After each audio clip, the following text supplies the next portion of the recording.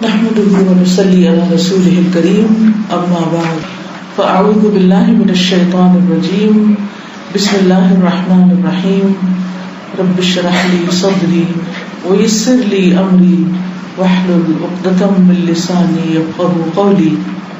قرآن مجید میں اللہ سبحانہ وتعالیٰ فرماتے ہیں قد افلح من تزكى وذكر اسم ربه فصلى بل تؤثرون الحياة الدنيا والآخرة خير وأبقى إن هذا لفي الصحف الأولى صحف إبراهيم وموسى. قد أفلح یقیناً فلاح پا گیا کون؟ من تزکا جس نے تزکیہ کیا، پاک کیا، وذکر اسم ربہ اور اپنے رب کا نام یاد کیا، ذکر کیا، فصلی پھر نماز پڑھی. ایسا شخص جس کے اندر یہ 3 کوالٹیز تھی وہ کامیاب ہو گیا.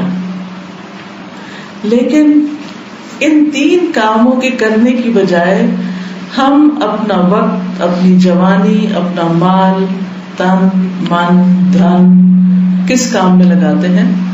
اللہ سبحانہ وتعالیٰ فرماتے ہیں بل تؤثرون الحیات الدنیا، بلکہ تم دنیا کی زندگی کو ترجیح دیتے ہو، تمہاری پرائرٹی دنیا ہے. والآخرۃ خیر وابقی، حالانکہ آخرت بہتر ہے اور زیادہ باقی رہنے والی ہے، ہمیشہ ہمیشہ کے لیے ہے.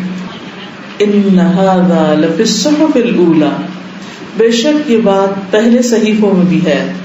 صحف ابراہیم و موسیٰ، ابراہیم اور موسیٰ علیہ السلام کے صحیفوں میں، ان کی کتابوں میں بھی یہی تعلیمات ہیں. گویا یہ یونیورسل تعلیمات ہیں کہ جو ہر دور کے انسانوں کے لیے. حقیقت یہ ہے کہ ہر شخص ہم میں سے کامیابی چاہتا ہے، دنیا کی بھی چاہتا ہے، اور مسلمان ہونے کی حیثیت سے ہم آخرت کی بھی کامیابی چاہتے ہیں. تو آپ سب جانتے ہیں کہ کامیاب ہونے کے لیے انسان کو کچھ کرنا پڑتا ہے. صرف ایک آرام کی زندگی گزار کے اور من موجی کر کے انسان اپنے مقاصد کو نہیں پا سکتا. کوئی بھی چیز جب آپ دنیا میں حاصل کرنا چاہتے ہیں تو اس کے لیے آپ کو کچھ کرنا پڑتا ہے، کچھ قربان کرنا پڑتا ہے، کچھ دینا پڑتا ہے، اس کے بعد آپ کو کچھ ملتا ہے. مثلاً آپ اپنے گارڈن میں ایک آم کا درخت چاہتے ہیں کہ جو پھل دے، تو یہ صرف سوچنے سے نہیں ہوگا، صرف تمنا اور آرزو کرنے سے نہیں ہوگا، بلکہ اس کے لیے آپ کو زمین تیار کرنی پڑے گی، اس میں آم کا بیج بونا پڑے گا، پھر اس کی کیئر کرنی پڑے گی، پھر اس کی پیوندکاری کرنی پڑے گی، اس کی دیکھ بھال کرنی پڑے گی. ہمیشہ اس کا مسلسل جائزہ لیتے رہیں گے کہ کیا یہ درخت صحیح طور پر بڑھ رہا ہے، نشو نما ہو رہی ہے اس کی یا نہیں ہو رہی. اور جہاں کوئی کمی بیشی آپ دیکھیں گے آپ اس کی اصلاح کی کوشش کریں گے، چھوڑ نہیں دیں گے حتیٰ کہ وہ پھل دینے لگ جائیں.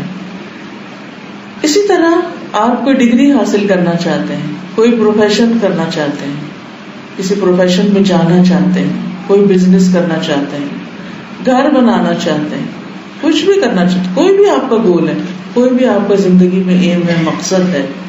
اپنے بچوں کو کچھ بنانا چاہتے ہیں، جیسے بہت سے ماں باپ کی خواہش ہوتی ہے کہ ہمارے بچے ہم سے بھی زیادہ کامیاب زندگی بسر کریں. تو ان سب چیزوں کے لیے ہم جانتے ہیں کہ بہت سی مسلسل محنت، کوشش اور قربانی کرنی پڑتی ہے، جب جا کے انسان کو اپنے خوابوں کی تعبیر ملتی ہے. ایسا ہی معاملہ آخرت کا بھی ہے.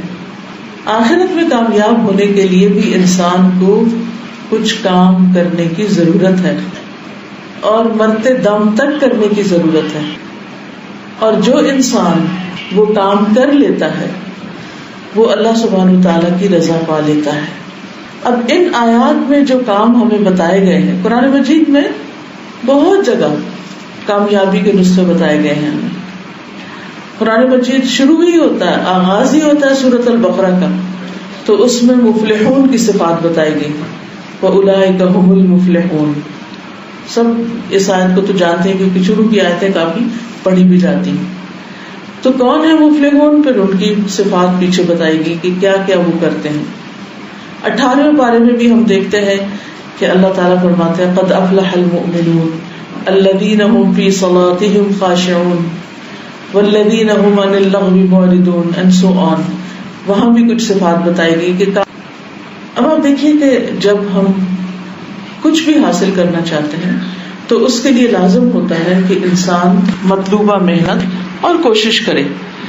اس وقت میں باقی آیات کو تو نہیں سامنے رکھوں گی، لیکن اس صورت میں جو 3 مختصر کام کرنے کے لیے ہمیں بتایا گیا ہے ان کو پلے باندھ لیجیے.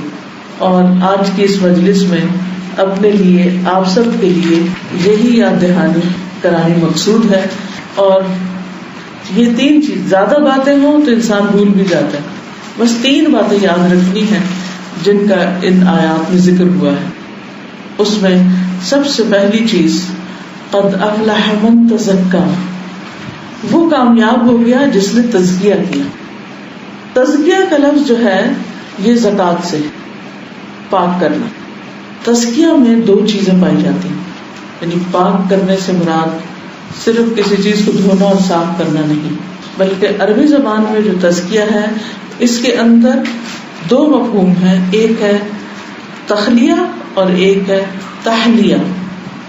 تخلیہ کا مطلب ہے خالی کرنا، اور تحلیہ کا مطلب ہے زیور پہنانا، بیوٹیفائی کرنا، خوبصورت بنانا.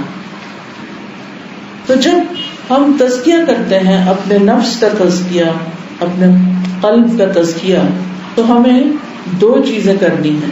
نمبر 1، اپنے دل کو، اپنے خیالات کو، اپنے نفس کو ہر اس چیز سے خالی کرنا. تخلیہ کا مطلب خالی کرنا، خالی ہونا. ہر اس چیز سے خالی کرنا ہے، اس کو نکالنا ہے کہ جو ہماری روحانی ترقی، ہماری کامیابی میں رکاوٹ ہے، اللہ سبحانہ وتعالیٰ کے قریب ہونے میں رکاوٹ ہے. ہمیں اپنے ایمان، اپنی عبادات، اپنے روزمرہ کے معاملات، ان سب چیزوں میں ہم نے غور کرنا ہے کہ کون کون سی چیزیں ایسی ہیں جو ہم کر رہے ہیں جبکہ ان کو نہیں کرنا چاہیے. کون سی چیزیں ایسی ہیں جو ہماری عبادات میں ہیں، ہمارے اخلاق میں ہیں، جو ہونی چاہیے اور جن کو ہم نہیں کر رہے یا جو نہیں کرنی چاہیے. اب آپ دیکھیے کہ ہمیں کیسے پتہ چلے گا کہ ہمیں کیا کرنا چاہیے اور کیا اپنی زندگی سے نکال دینا چاہیے. اس پر مکمل رہنمائی ہمیں قرآن و سنت دیتا ہے کہ ہم نے اپنے آپ کو کن کن چیزوں سے یا اپنے اندر سے کیا کیا چیزیں نکال کر ان کو خالی کر دینا، وہ نہیں رکھنی. عقیدے میں شرک، کوئی بھی چیز جو شرک سے متعلق ہے. پھر اسی طرح عبادات میں ہر وہ چیز جو عبادت کو باطل کرنے والی ہے، جس سے وہ عبادت قبول نہیں ہوتی. مثال کے طور پر نماز ہے. نماز پڑھنے کی کچھ شرائط ہیں کہ ہمارا جسم پاک ہو، ہمارا لباس پاک ہو، ہم قبلہ رخ ہوں، وقت کے اندر نماز پڑھی جا رہی ہو، اور لباس ساتر ہو، یعنی ایسا لباس ہو کہ جس میں ہمارا سارا جسم چھپ جائے. تزکیہ کے لیے پہلا کرنے کا کام تخلیہ ہے، خالی کرنا. اپنے آپ کو، اپنی سوچوں کو، اپنے عقائد، اپنی عبادات، اپنے معاملات کو ہر اس چیز سے خالی کرنا جو ناپسندیدہ ہے، جو اللہ سبحانہ وتعالیٰ کو پسند نہیں، جو مطلوب نہیں. ان کو نکالتے جانا ہے، نکالتے جانا ہے. جیسے آپ دیکھیے ہماری روزمرہ زندگی میں جو بھی ہمارے کام ہوتے ہیں، ان کاموں میں ہم اس اصول پر عمل کر رہے ہوتے ہیں. مثلاً اگر آپ یہ چاہتے ہیں کہ آپ کا گھر صاف ستھرا، neat and clean, spick and speak ہو، تو پھر آپ کیا کرتے ہیں؟ صرف ضروری چیزیں رکھتے ہیں، یا جو چیز ایک دفعہ گھر میں آ گئی اور وہ جتنی مرضی پرانی ہو جائے اور جیسی مرضی کباڑ خانہ بن جائے، ہم نے اس کو نکالنا نہیں. کیا کرتے ہیں؟ ہر فالتو، ٹوٹی پھوٹی، خراب، بد شکل، پرانی، ناپسندیدہ چیز سب نکالتے رہتے ہیں. ہر روز ہم گھر کی صفائی کرتے ہیں، پھر ہر ہفتے بھی کرتے ہیں، پھر مہینے میں بھی، پھر سال میں بھی صفائی صفائی صفائی صفائی. اور کچھ خواتین کو تو ماشاءاللہ صفائی کا جنون ہوتا ہے، کریز ہوتا ہے، اور وہ میری بات بہت اچھی طرح سمجھ رہی ہوں گی کہ میں کیا کہہ رہی ہوں. تو اسی طرح دین کے معاملات میں بھی ہمیں صفائی کی ضرورت ہے، تخلیہ کی ضرورت ہے. ایک صحت مند انسان وہی ہوتا ہے کہ جس کا جسم، جس کے خیالات، جس کے ہر چیز صاف ستھری ہو. یہ پہلا مرحلہ ہے. دوسرا مرحلہ تحلیہ کا ہے، بیوٹیفیکیشن کا ہے. آپ گھر کو صرف صاف اور خالی نہیں کر دیتے، بلکہ کیا کرتے ہیں، اس کی جگہ پر کیا لاتے ہیں، اچھی چیزیں لاتے ہیں، صاف ستھری چیزیں لاتے ہیں. پھر اس کے بعد یہ کہ اس کو سجاتے ہیں، ڈسٹنگ کرتے ہیں، چمکاتے ہیں، پالش کرتے ہیں. یہ عمل تحلیہ کہلاتا ہے. اسی طرح ہمیں بھی اپنی عبادات کو، اپنے اخلاق کو، اپنے معاملات کو، اپنے روزمرہ کے طور طریقوں کو کیا کرنا ہے، خوبصورت بنانا ہے، بیوٹیفائی کرنا ہے. اس کے لیے بھی پھر ہمیں عمل کی ضرورت ہے، پھر کوشش کی ضرورت ہے، کسی ایکشن کی ضرورت ہے، کچھ کرنا پڑے گا. کیا آپ صرف ڈریم کرتے رہیں کہ میرا گھر ایسا اور ایسا خوبصورت، اور اس کے بعد اٹھ کے نہ دیں، کچھ کر کے نہ دیں، کچھ پلاننگ نہ کریں، کچھ کوشش نہ کریں، کچھ لائیں نہیں، کچھ سجائیں نہیں، کچھ رکھے نہیں، کچھ ایسے تھوڑی ہو جائے گا. خود تو نہیں ہوگا نا، کرنا پڑے گا. اسی طرح ہمیں اپنے دلوں کو ایمان سے مزین کرنا ہے. کہیں گے اللہ کا شکر ہے ہمارے اندر ایمان ہے، اور ہم نے کیا کرنا ہے. حدیث میں آتا ہے کہ ایمان، آپ دیکھیے کہ حدیث میں آتا ہے کہ ایمان ہمارے پیٹوں میں اس طرح پرانا ہو جاتا ہے جیسے کپڑا پرانا ہو جاتا ہے. اس کو بھی تازگی کی ضرورت ہوتی ہے، یعنی ایمان کو تازہ کرنے کی ضرورت ہوتی ہے. اپنے دل کو ایمان سے سجانے کی ضرورت ہوتی ہے. اسی طرح اخلاق میں بھی ایسے ہی ہوتا ہے. کچھ بری عادتیں ہوتی ہیں اور کچھ اچھی ہوتی ہیں. بری عادتوں کو نکالتے جانا ہے اور ان کی جگہ اچھی عادتیں لاتے جانا ہے. اس طرح اخلاق حسن اخلاق بن جائے گا، خوبصورت اخلاق بن جائے گا، جس کو اللہ سبحانہ وتعالیٰ بھی پسند کرتے ہیں اور بندے بھی پسند کرتے ہیں. تو تخلیہ اور تحلیہ کا عمل مسلسل جاری رکھنا ہے. اسی کا نام تزکیہ ہے. قد افلح من تزکا. اور پھر مزید کیا کیا، وذکر اسم ربہ، اپنے رب کا نام یاد کیا، اپنے رب کا نام لیا، ذکر کیا. ذکر کی کثرت. قرآن مجید کو بھی ذکر کہا گیا، تسبیحات بھی ذکر ہیں. پھر کسی کو یاد دہانی کرانا، کسی کو کچھ سکھانا، اس کے لیے بھی ذکر کا لفظ آتا ہے، یعنی بھولی ہوئی بات یاد کرانا. مثلاً اس وقت جو کچھ ہم کر رہے ہیں یہ بھی ذکر کی مجلس ہے، کیونکہ ہم اپنے آپ کو کوئی چیز یاد کرا رہے ہیں. وذکر اسم ربہ. اب ذکر کا اتنا فائدہ ہے کہ آپ اللہ سبحانہ تعالیٰ کے وعدے پہ اگر یقین رکھتے ہوں، جس میں اللہ تعالیٰ فرماتے ہیں فاذکرونی اذکرکم، تم مجھے یاد کرو میں تمہیں یاد کروں. حدیث میں آتا ہے بندہ اگر مجھے تنہائی میں یاد کرتا ہے تو میں اس کو اکیلے میں یاد کرتا ہوں. بندہ اگر کسی مجلس میں مجھے یاد کرتا ہے تو میں اس کو اس سے بہتر مجلس میں یاد کرتا ہوں. تو اللہ کا ذکر اکیلے بھی اور سب کے ساتھ بھی، تسبیحات کی شکل میں بھی، سبحان اللہ، الحمدللہ، اللہ اکبر، ہر نماز کے بعد 33 بار، اور آخری بار لا الہ الا اللہ وحدہ لا شریک لہ لہ الملک ولہ الحمد وہو علی کل شیء قدیر.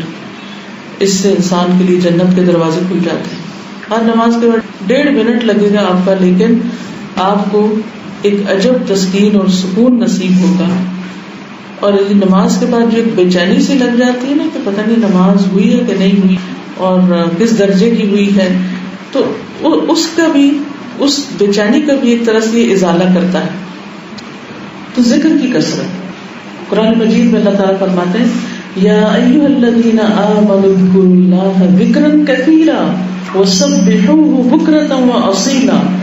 اے لوگوں جو ایمان لائے ہو، اللہ کو یاد کرو، کثرت سے یاد کرنا، بہت زیادہ یاد کرو. سورۃ الاحزاب میں آتا ہے والذاکرین اللہ کثیرا والذاکرات، اللہ کو کثرت سے یاد کرنے والے مرد اور عورتیں. اور کچھ اور صفات بھی اس میں آتی ہے. اس آیت میں آخر میں فرمایا اعد اللہ لہم مغفرۃ واجرا عظیما، ایسے لوگوں کے لیے اللہ نے مغفرت، بخشش اور اجر عظیم رکھا ہے.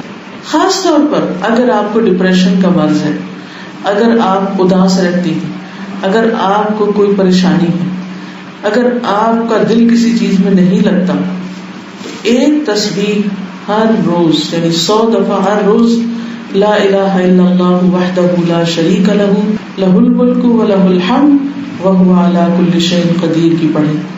جو شخص اس کو پڑھ لیتا ہے وہ ایسی پروٹیکشن میں آتا ہے کہ شیطان اس پہ قابو ہی نہیں پا سکتا. شیطان اس پہ قابو نہیں پا سکتا. اصل میں یہ جو ہمیں غم لاحق ہوتے ہیں نا، یہ دراصل شیطان کی طرف سے ہوتا ہے. شیطان قرآن مجید میں آتا ہے عدو مبین انہ لکم عدو مبین، کہ بے شک وہ تمہارا کھلا دشمن ہے. اور دشمن کیا کرتا ہے؟ انسان کو نقصان دیتا ہے، پریشان رکھتا ہے. جس کا کوئی بھی دشمن ہو وہ اندازہ کر سکتا ہے اس بات کا کہ اس سے وہ انسان کے اندر کیا کیفیت پیدا ہوتی ہے. وہ کوئی وار خالی نہیں جانے دیتا کہ آپ پر اٹیک نہ کرے اور آپ کو پریشان نہ کرے اور آپ کا دھیان اللہ تعالیٰ سے ہٹا نہ دے. لیکن اللہ تعالیٰ نے علاج بھی اسی میں رکھا کہ انسان اللہ کا ذکر کرے اور اس سے بچے. ذکر جو ہے یہ ایک مضبوط قلعے کی طرح ہے. شیطان سے بچنے کے لیے انسان اس قلعے میں پناہ لیتا ہے. تو آپ تجربہ کر کے دیکھیں، مسلسل کچھ دن کچھ عرصہ اس وظیفے کو پڑھتے رہیں، آپ دیکھیں کہ آہستہ آہستہ آپ کے دل کی حالت بہتر ہونے لگی. آپ کو معلوم ہے کہ نبی صلی اللہ علیہ وسلم پر بھی جادو ہو گیا تھا اور تقریباً آپ اس کی تکلیف میں 2 ماہ مسلسل یعنی متاثر رہے اس تکلیف کی وجہ سے. 2 ماہ. بعض اوقات ہوتا یہ ہے کہ ہم کسی چیز کا علاج شروع کرتے ہیں اور ہم کیا چاہتے ہیں اگلے ہی دن وہ ٹھیک ہو جائے. آپ صلی اللہ علیہ وسلم اپنے روٹین کے ذکر تو کر ہی رہے تھے نا، قرآن بھی پڑھ آ رہے تھے، نمازیں بھی، تہجد بھی، کسی چیز میں کمی نہیں تھی. اس کے باوجود آپ پر اثر ہو گیا تھا. اللہ کے اذن سے ہی ہوتا ہے. اس میں بھی بڑی حکمتیں ہوتی ہیں کہ آپ کو ایک ایسے تجربے سے گزروایا گیا کہ جس کے بعد آپ دوسروں کے لیے بھی بہترین علاج سجیسٹ کریں. بہرحال جبریل کے ذریعے آپ کو معوذتین دیے گئے اور وہ گرہیں کھول دی گئی جن پہ آپ کے بال جو آپ کی خادمہ کے ذریعے منگوا کے جن کو گرہیں دی گئی تھی، اور وہ سب کچھ تیار کر کے ایک بہت بدمزہ پانی والے پرانے کنویں میں ڈال دیا گیا تھا. تو اللہ کے ذکر سے ہی شفا ہوئی. تو ہمیں بھی اللہ کا ذکر نہیں چھوڑنا چاہیے. صبح شام ذکر. کون سا؟ حفاظت کی دعائیں، صبح شام کی دعائیں. بسم اللہ الذی لا یضر مع اسمہ شیء فی الارض ولا فی السماء وهو السمیع العلیم. ایاک نستعین کتاب جو امید ہے سب کے پاس ہوگی، اس میں ساری لکھی ہوئی ہیں، کارڈز وغیرہ میں مل جاتے ہیں. نہیں زبانی آتی دیکھ کے پڑھیے لیکن لازم کر لیجئے. شرط یہ ہے کہ سورج نکلنے سے پہلے اور سورج غروب ہونے سے پہلے پڑھی جائے تب حفاظت ہوتی ہے، ورنہ عام ذکر شمار ہوتا ہے. حدیث میں آتا ہے کہ جب سورج طلوع ہوتا ہے تو ساری مخلوق اللہ کی تسبیح کرتی. جب سورج نکل رہا ہوتا ہے ساری مخلوق، اور آپ نے خود بھی سنا کہ چڑیوں کی آوازیں اور ہر چیز ایسا لگتا ہے ہوا بھی چل رہی ہوتی ہے اور ایک عجب منظر ہوتا ہے اس وقت، سوائے آتا قسم کے لوگوں. تو پوچھیں گے آتا کون ہے جو اس کا ذکر نہیں کرتا؟ سرکش انسان اور شیاطین وغیرہ.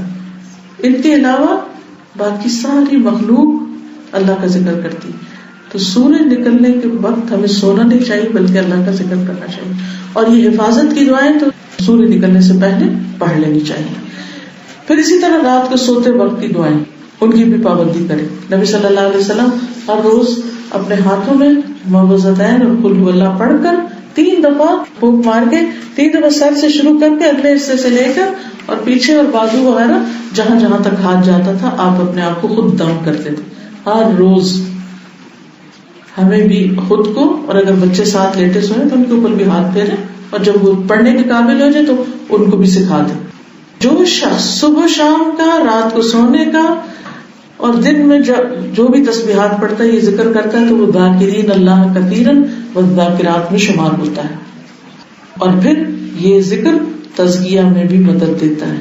دل کے خیالات اور پریشانیاں اور غم اور حزن اور عجز اور کسل اور جبن اور بخل یہ ان ساری چیزوں سے نجات دیتا ہے جو دل کی مختلف بیماریاں. تو آپ نے کوئی بھی پریشانی ہو اس کے لیے اور خاص طور پر نفسیاتی دلی روحانی لا الہ الا اللہ وحدہ لا شریک. ہو سکتا ہے آپ سے پڑھا نہ جائے, ہو سکتا ہے آپ بیچ میں سو جائیں کیونکہ شیطان اس سے بھی بڑا اٹیک کرتا ہے کہ یہ پڑھ ہی نہ پائے تاکہ یہ ٹھیک نہ ہو, یہ میرے ہی جال میں رہے اور زندگی میں جو کچھ کر رہا ہے وہ نہ کرے. لیکن ایسا نہیں کہ اللہ سبحانہ وتعالیٰ نے ہمیں اس کا نوالا بنا کے چھوڑ دیا, ہمیں اس کا علاج بتایا, بس کرنا شرط ہے. تیسری اہم چیز جو لازم ہے ہم پر فصلا, پھر نماز پڑھیں, نماز کا پڑھنا کسی حال میں نماز نہ چھوڑے سوائے اس کے جو اللہ نے خود ایگزامپٹ کر دیا پیریڈز میں اور بچے کی پیدائش کے بعد. کچھ بھی ہو, کتنی بھی مصروفیت ہو, نماز کے لیے وقت نکالیں کیونکہ قیامت کے دن پہلا حساب, پہلی چیز جس کا محاسبہ کیا جائے وہ نماز ہے. اگر وہ پوری ہوگی تو باقی آگے چیزیں ہوں. پھر 5 وقت ہم وضو کرتے ہیں, ہاتھ صاف بھی ہو پھر بھی دھوتے ہیں, کلی کرتے ہیں, ناک میں پانی ڈالتے ہیں, چہرہ دھوتے ہیں, بازو دھوتے ہیں, مسح کرتے ہیں, کانوں کا بھی اور سر کا بھی اور پاؤں دھوتے ہیں. تزکیہ ہوا یا نہیں ہوا؟ اور اس کے بعد پھر اللہ کے حضور کھڑے ہو کر نماز ادا کرتے. ہم یہ 3 کام کیوں نہیں کر پاتے؟ بل تؤثرون الحیات الدنیا, بلکہ تم دنیا کی زندگی کو ترجیح دیتے ہو. دنیا دنیا دنیا, گھر, بچے, دوست, احباب, رشتے دار, اور اب تو بیچ میں ایک موبائل بھی. جیسے صبح اٹھتے ہی کچھ لوگ پہلا کام آنکھیں ملتے ہوئے کیا کرتے ہیں, موبائل کھول لیتے ہیں, اور پھر جب موبائل کھل جاتا ہے تو نمازیں بھی لیٹ اور ذکر کا بھی ٹائم گیا اور بچوں پہ بھی توجہ نہیں اور ہر چیز کے اندر ایک خسارہ. تو اس کو کنٹرول کرنا ہے. پھر اسی طرح اب رمضان آ رہا ہے, اللہ تعالیٰ آپ سے چاہتے ہیں کہ رمضان کے روزے رکھ کر آپ کے اندر تقویٰ پیدا ہو جائے. اور تقویٰ کا مطلب بھی کیا ہوتا ہے؟ بچنا. جیسے عمر رضی اللہ تعالیٰ عنہ نے کہا, باہر سے پوچھا تقویٰ کیا ہوتا ہے, انہوں نے کہا کبھی جنگل سے گزرے ہو؟ کیسے گزرے ہو؟ اپنا دامن بچاتے بچاتے. تو رمضان آ رہا ہے, اس میں اپنا گول سیٹ کریں کہ ہم نے ہر بری چیز سے بچنا ہے. خیالات کی خرابی, بدگمانیاں, حسد, جیلسیز, نفرتیں, بغض, عداوت باہر نکالے. سب چیزوں معاف کریں لوگوں, اللہ آپ کو معاف کر دے گا. دل بڑا کریں.